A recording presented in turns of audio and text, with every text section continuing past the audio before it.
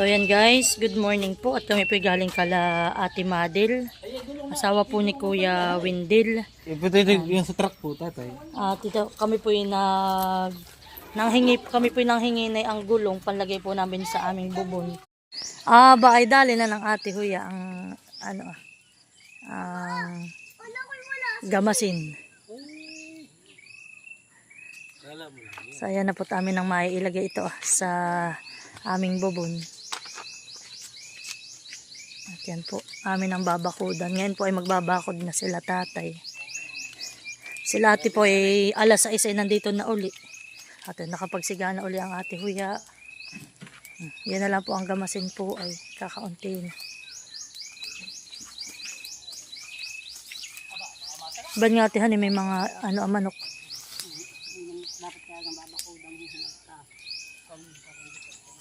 May uho. Baka mauho. Bubut-butin yung aking mga tanim doon ay. Shhh. Shhh.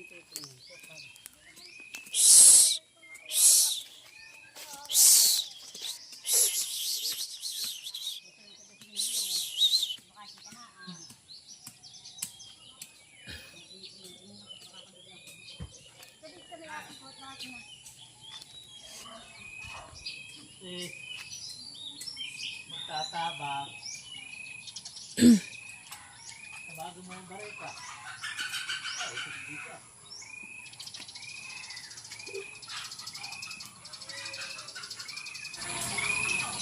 Bago pa, Yokohama. Ayan pala mali, ganun pala laging papaltanhan. Diba yun? Pag ito yung ganito yung kasi wala na Ang ganayan. Ang ganayan, Hani. Pag ganito na, Hani. Hindi pa agad, Lalo't malalaki mal ang kargahan eh. And then po namin ilalagay para po hindi madudumhan pag kami tatabo. Po natin ulit ang ating mga tanim. Ayan.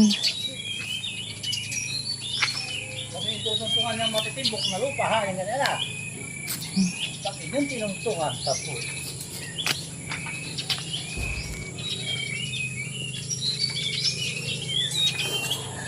Wow, katataas na.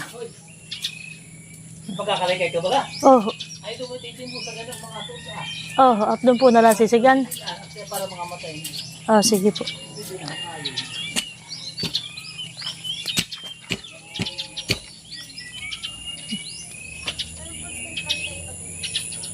Yan po naman yung mga tinanim namin. Mamaya po ako magdidilig. Pag po kami pauwi na. Parang namatay agad yung aking ay. Oo, parang hindi niya kinaya. Yung aking ampalay. Mainit yata tatay ang ganito ay. Yung may bualaw. Hoy, mas. Ayan po at kinukuha na po ni tatay yung mga kawayan na amin pong pinulawi nung nakaraan. At yan po yung aming ibabakod.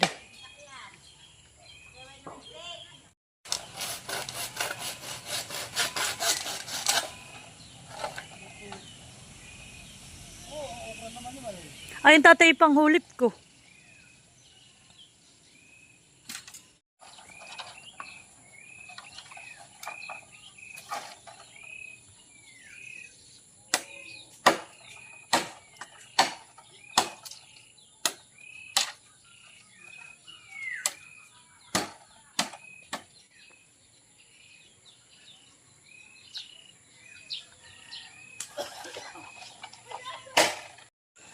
So yan po.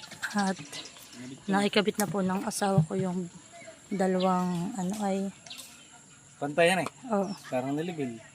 Dalawang po yan ay gulong. Saktulo ang pulo. Hindi naman kahit may kailing baga na kung yan maganda na po ang kulay ng aming tubig. Yan, maganda na pong pagdidilig dito. So ako po muna magkakalaykay. dala sa Sabi do paga.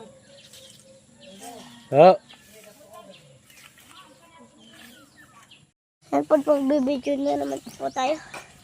Pangalawang araw.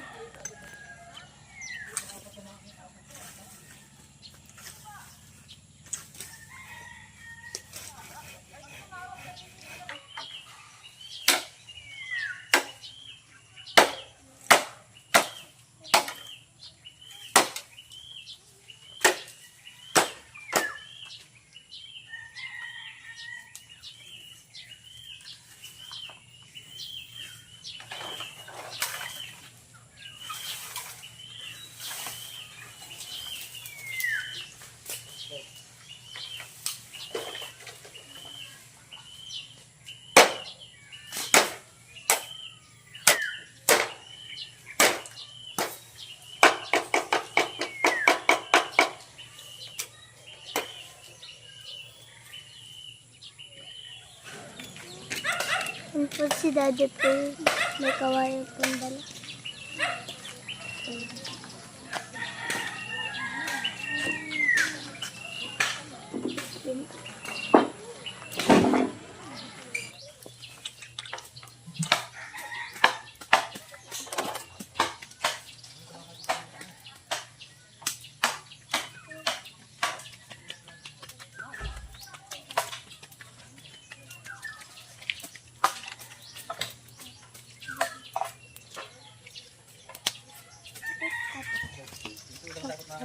Nakakakalapit din to.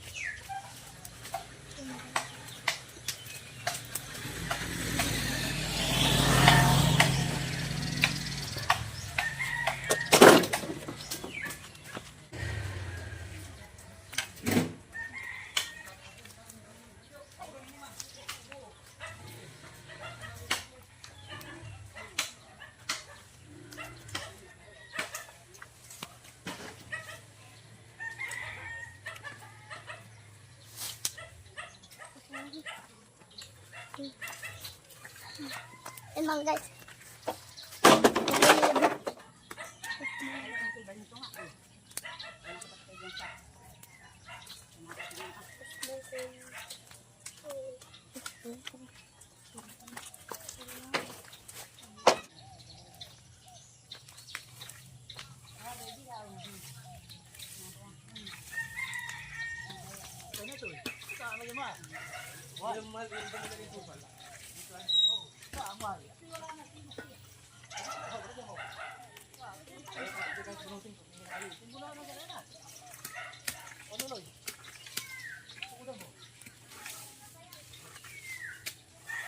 Dito pa babarahin na, ay.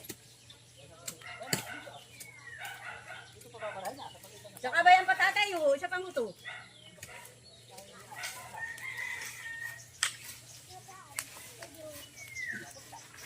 Aray.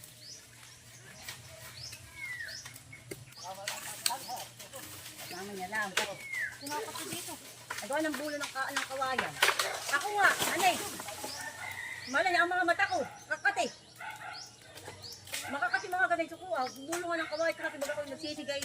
Yung mga bulo namang panay. Galagyan sila ng mata. Ayan, nasaan pa po? Nakatog ng bayaw. Wala na yun. Wala siyang nakita ko. Ay, nasigan ng mga ano.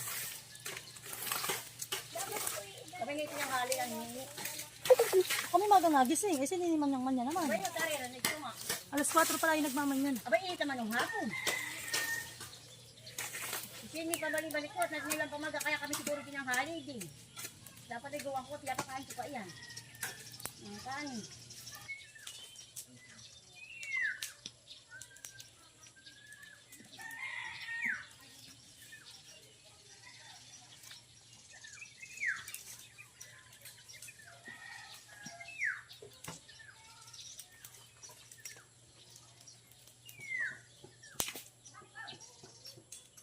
Kaya kung nakita natin sa tubig, hanggang ngayon wala pa. Tubig.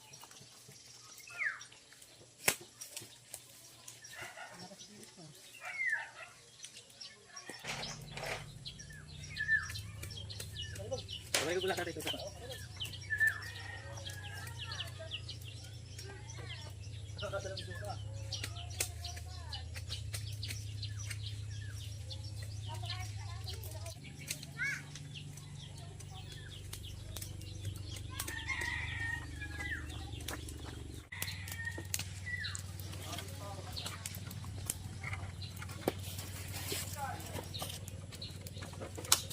Hawak mo nun.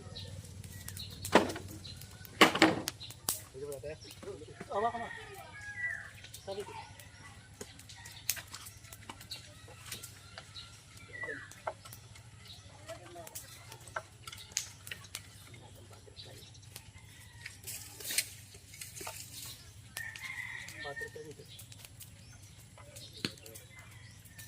Oh, yung mga magdala ng nakatama yan. Hindi, at kayo niyo, gumakakatakan. Hindi, yan, may kukulit. Okay naman nun.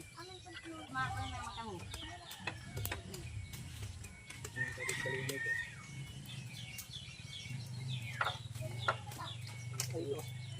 kayo. Ano? Itatagay lang.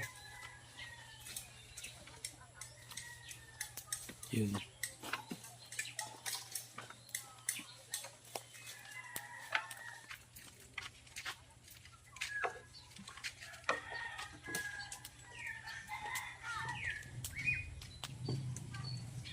Maganda pa yung sariwa at ilagay. Ay.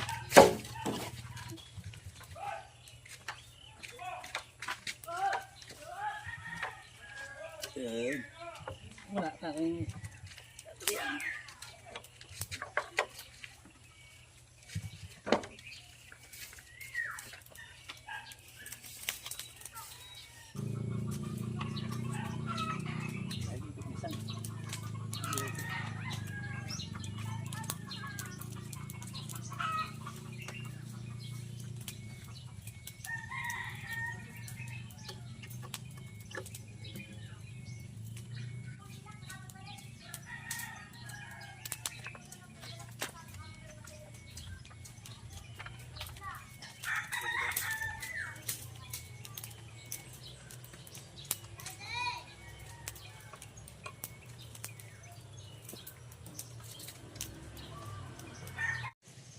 So, ayan guys, at ayan na ang aming bakod. Maganda po ang aming bakod.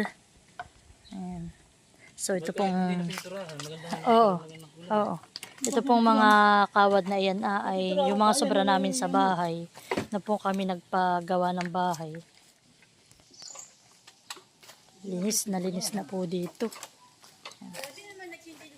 Aba yung dalawa. Ayan. Malinis na po. Ito po yung halos si ate na naggamas. Si ate Huya. Ito na lang po ang aming linisin. Nakakaunti na. Kaunti na lang po. Hi. Ako po muna ay magdidilig na. Para po pagtapos ni na tatay dito sa pagbabako. Di ako pitapos na rin magdilig.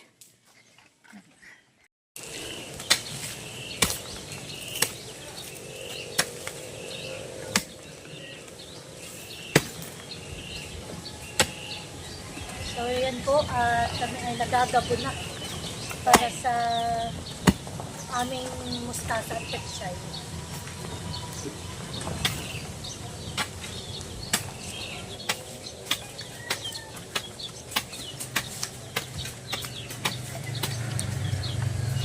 Ano, si mustasa, si Kisay. Nakakali tayo dito, nakakas. Ano tatanong niyo dito? Ayun pa, dito. At ako magagawa. Ayun pa. Ano ka magagawa ko na ano? Ganun mo, mustasa. Oo, mustasa. Yung po yung parang dalawang bakang bakang. Wala ka pinong na may ano. Yun mo lang pipino. Sa may hinira pang sitaw. Dito ko nga sa may ano sana tatay itong punso. So yan po at kami ni tatay ay maglalagay na ng mustasa at pechay. Tatay, ibig sabihin ito pechay ito, itong blue.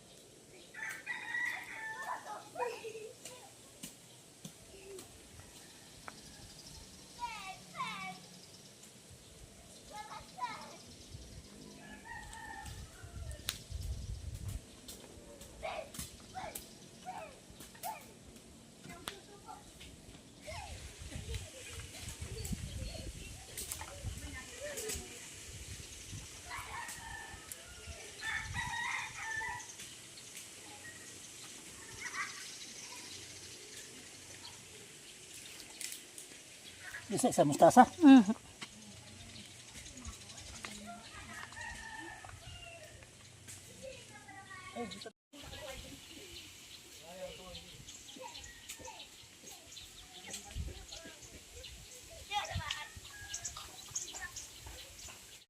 Maaliwalas na.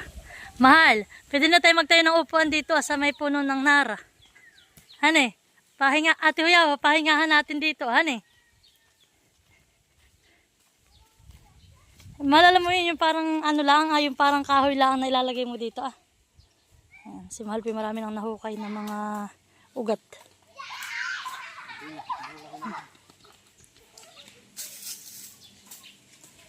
Tapos na po ni Ate Huya ang gamasin. Halos po itong kalahati ng taniman ni si Ate Huya po ang nakapaggamas.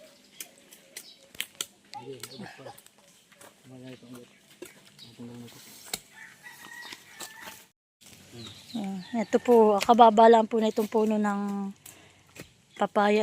Babae po uli. Ha? Lalagyan ko po mamaya.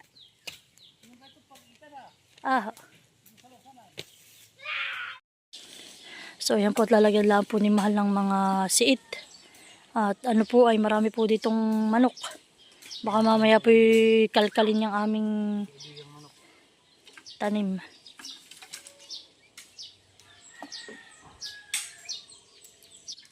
Okay na ang ganito.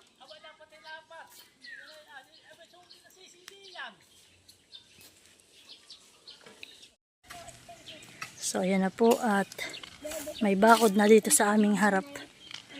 Ayan. Sana po naman ay wala na dito magtapon ng mga basura. Sa ito nila ang kanyang.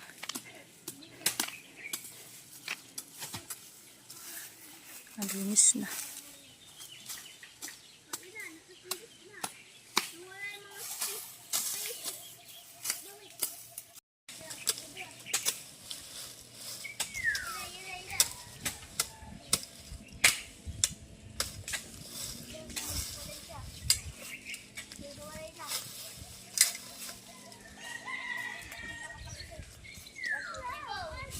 Makabukas na ngayon tayo makapagsiya.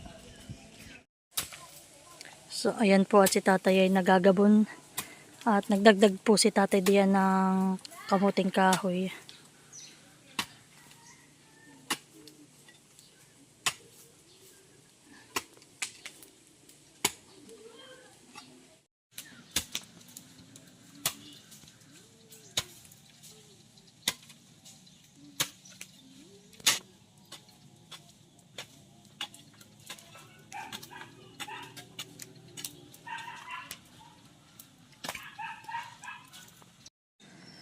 So ayan guys, at ngayon po ay 10:24 na ng umaga at kami po ay pauwi na. Yan, si tatay lang po may pinuputol doong kawayan at panungkit daw po namin. Tatay, tayo na daw. Magutom na po. Sana po si nanay ay may luto ng ulam.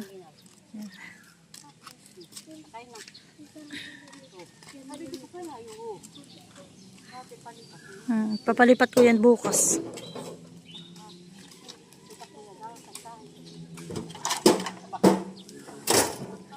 Aba, May tahid. Tumago yan eh. Ako pala may bukas sila kasama po pat alauna pa punta na may pagkain. Mababa ko daw tayo na. Tatay, babalik tayo. So yan po. Uwian na. Ayan.